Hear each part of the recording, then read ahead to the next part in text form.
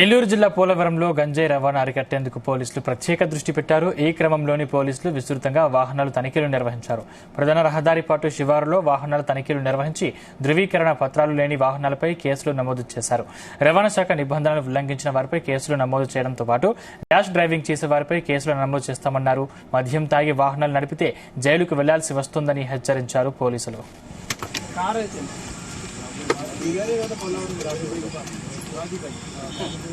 गाड़ी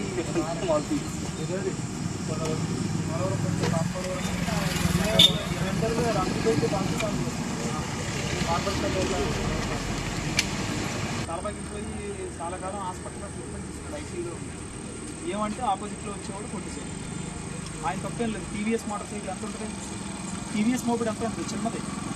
TVS మోపిడ్ speed అవ్వదు. అతను తప్పేం లేదు. ఆపోజిట్ పెట్రోల్ కదయా, వయసులో ఉన్నాయి కదా, మీరు పెట్రోల్గా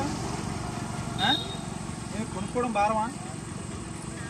ఓ పూట మనకున్న అలవాట్లు ఏదైనా పక్కన పెట్టుకున్నా, లేదా ఒక హోటల్ దగ్గరికి ఈ మధ్యకాలంలో బళ్ళు కొంటే ఇస్తున్నారు కదండి అందరికి.